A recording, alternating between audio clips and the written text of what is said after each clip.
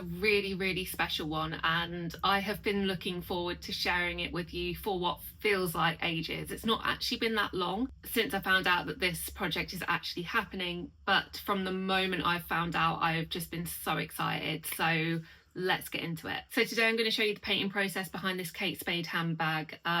It has such an amazing story behind it, and I'm going to tell you that when I'm painting it. So it's going to be a voiceover and me painting and blabbering on basically, but I hope that you watch all the way through, because like I said, it is such a lovely cause. It is so important. I feel so lucky and so honoured to be asked to do this, and that's why I'm doing a full-length YouTube video. I don't do these often because they take so much time to edit and things like that. I wish I had more time for it. I don't have that many subscribers and things like that. So if you want to subscribe, if you like painting, if you like small business behind the scenes, if you like just, I don't really have a niche, let's be honest. Anyway, I am blabbering on. This YouTube isn't about me, it's about this handbag and, like I said, the story behind it. And let me tell you, before I even picked up a paintbrush and started designing, this bag had a journey of its own. So we're going to go back in time a bit, and yeah, I hope you enjoy. In 2024, I had the absolute honour of creating a painted jacket for an incredible little girl called Dulcie. She wore it to the film premiere of a film called Kids Like Us, and honestly, seeing her in something I painted at such an amazing event for such an important film literally meant the world. And just as a side note, if you haven't seen the film Kids Like Us, it is available on streaming and Sky TV, and now I think it's available internationally, but please consider watching it. It's definitely a hard watch, but it's so important to raise more awareness into something that is seen as such a taboo subject like children's cancer. A little bit about Dulcie as well. She was diagnosed with high-risk neuroblastoma back in 2021, and in early 2025 she rang the bell to officially celebrate being cancer-free. I've not met her personally, but from what I've seen and from information that her mum has shared with me, she is strong, brave, and she's literally inspired me more than she will probably ever know.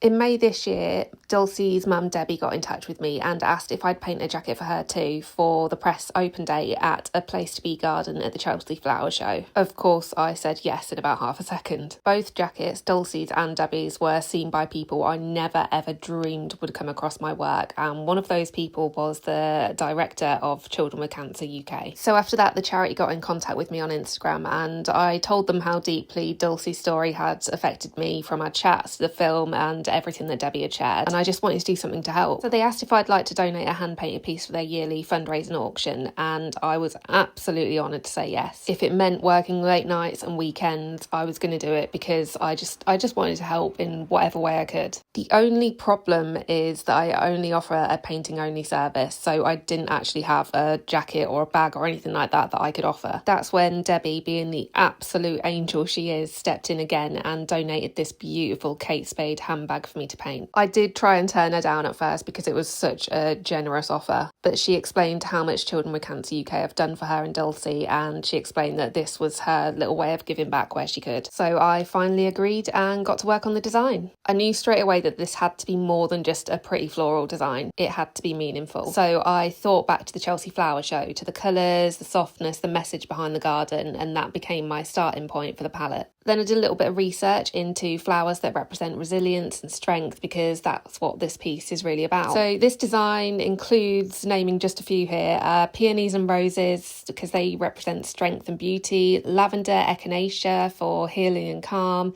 and loads of wildflowers because I think they represent the natural, untamed joy of children who will play in the garden when it moves to Rain's Retreat. And on the back of the bag, I have included a gold ribbon, which is the universal symbol for childhood cancer awareness. There's honestly not enough time and not enough words to explain how grateful to be able to do my part I am for such an amazing charity. And I'm honestly honoured as an artist and just as a person for being able to be involved in Dulcie and Debbie's story over the last year. But here's the most exciting part. Once I finished painting the bag, I sent pictures of it back to the charity. Here's the part where my imposter syndrome and I'm not worthy kind of mentality really comes out.